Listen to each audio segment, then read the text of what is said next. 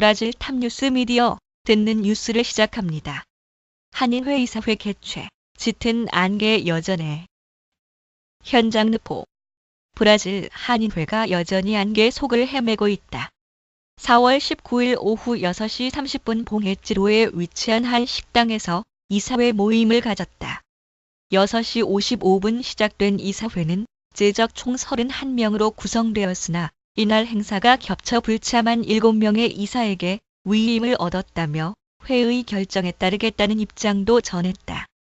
이날 자리에 참석한 인원은 15명으로 전체 과반수가 넘어 진행에 문제가 없다며 김효진 회장은 진행을 이어갔다. 5가지로 소개된 안건 내용은 다음과 같다.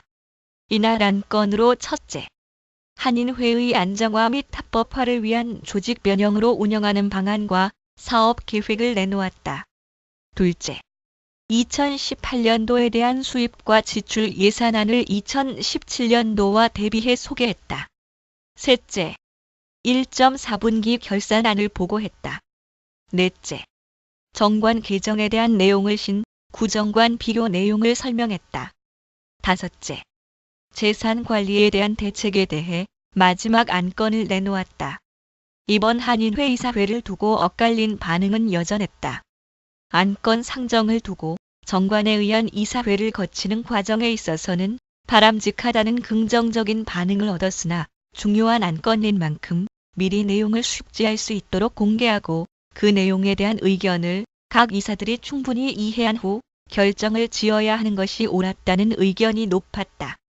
엄청난 분량의 자료를 과연 몇 명이 정확히 이해를 했는지에 대해서도 의문이었다.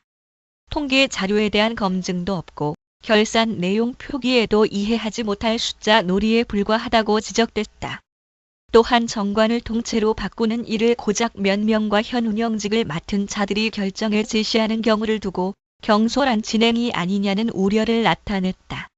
정기총회 때 위촉된 감사들 행방불명된 문제에 대해 1. 4분기 결산 발표 중 덧붙인 김효진 회장의 해명이 또 다시 도마에 올랐다.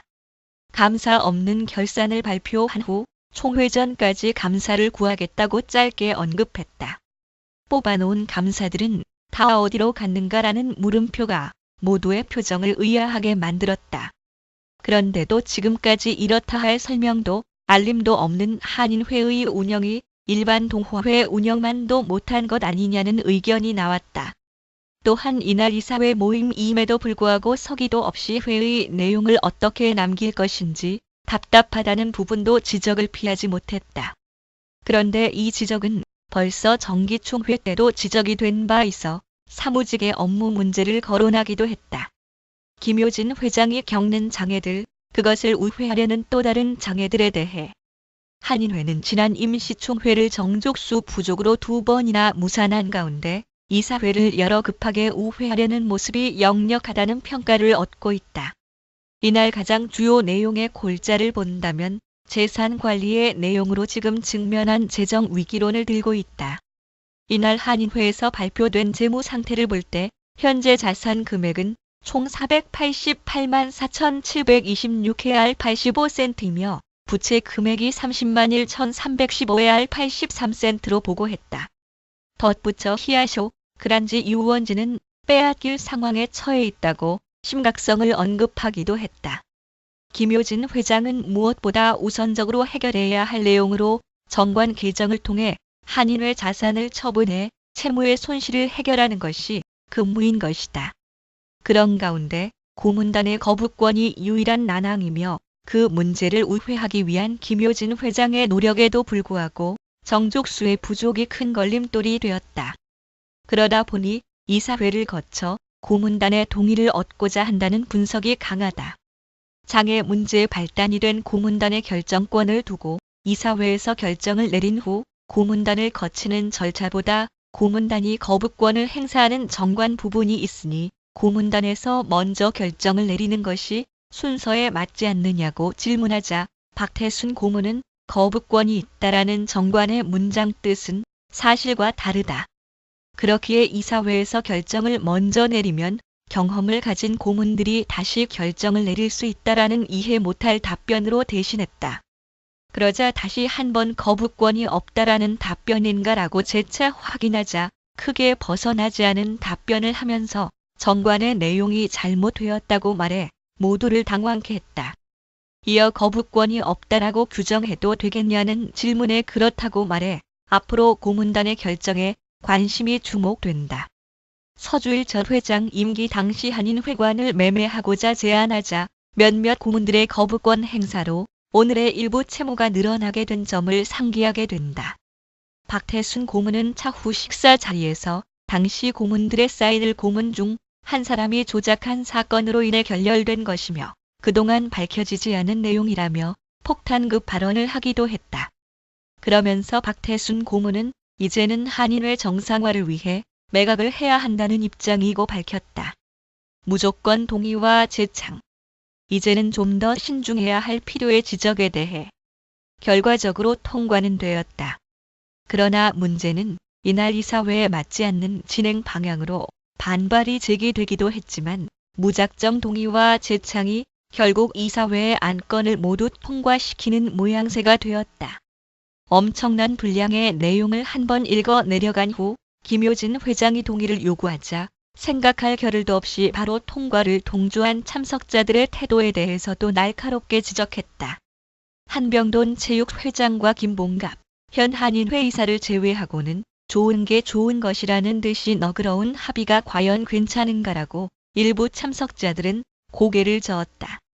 또 하나의 주요 안건이라고 전한 내용은 회장의 탄핵안이었다. 그 어떤 내용보다 시중이 많아 보이는 내용으로 삼았다. 이는 지난 김효진 회장이 정기총회의 억지 진행을 주장한 가운데 한 고문으로부터 정상적인 운영을 이루지 못할 경우 탄핵을 고려한다는 내용 때문이 아니냐는 분석이 크다. 정작 많은 공을 들여 개정을 해야 할 내용은 미뤄지듯 비교된다는 의견이 나왔다. 정족수에 대해서도 의문은 높았다. 총회 개최 정족수 산정 기준을 다양화하며 합리화한다고 했다. 새로운 개정 내용으로는 조직 임원 및 부속 조직 담당자의 수와 연회비 납부자 수의 20%가 산정된다고 개정 내용을 소개했다. 조직 임원과 부속 조직 담당자 수가 몇 명인지 표기되지 않았으며 고정적이라 해도 연회비 납부자 수는 계속 변동이 있을 수 있다는 가정을 가진다. 그에 따른 20%라는 제한은 무엇인지에 대한 설명은 없었다. 또한 위임장 제출 자격 중에 30% 이내에서 허용한다는 내용도 이해할 수 없는 부분이다. 이렇듯 복잡한 수가 도움이 된다면 다행이지만 그렇지 않다면 좀 더 신중한 개정을 위해 검토하는 것이 좋다라는 의견도 나왔다. 기존의 정족수 내용과 달리 회비 납부 회원의 위상을 강화하기 위해 회비를 낸 회원에 한해 정족수를 정하며 투표에 임한다는 규정이다. 그런데 정태희 사무국장과 인터뷰에서 1월 첫 달에 회비만 낸 자라 할지라도 정족수에 포함되며 투표와 발언에 문제가 없다라고 설명했다. 앞으로 총회 때마다 한인 회비 입금표를 반드시 지참해야 하는 사항이 추가될 전망이다. 또한 한 달치만 납부한 한인이면 누구나가 동일한 투표를 행사하며 그 인원을 통계로 정족수를 정하게 된다는 개정 내용이다. 그 외에 회비 미납부 한인은 참여해도 정족수에 해당이 되지 못한다는 해석인지에 대해 의문을 낳았다. 또한 그 및 대목의 의결 정족수에 대해서는 총회에 직접 참석한 자만으로 의결 정족수를 계산한다고 적었다. 제대로 이해하기엔 많은 설명이 필요하지 않을까 싶다. 이사회의 신설 권한 부분의 정관 개정안 심의권, 부동산 취득 및 매각안 심의권, 분기별 결산 심의권, 추가 결정 예산안 심의권, 특별회계 설치 심의권의 많은 주요 심의에 대한 권한을 부여하는 대목이 있다. 자칫 고문단의 거부권에 대한 권력 행사의 힘을 떨어뜨리려고 이사회의 힘을 부추기는 균형 없는 개정이 언젠가 또다시 이사회의 권력 행사가 되풀이 되지 않을까 하는 우려도 있다. 과연 이사회 정족수는 무난할까? 이날 김효진 회장의 추천으로 조복자 씨가 이사장을 맡게 되었다. 조복자 씨는 처음 거절의 의사를 보였고 재차 부탁이 이어지자 수렴했다. 조복자 씨는 함께 도와 정상적인 운영에 힘쓰겠다고 포부를 전했다. 여성이 이사장이 되기는 처음이며 모두가 긍정적으로 받아들였다.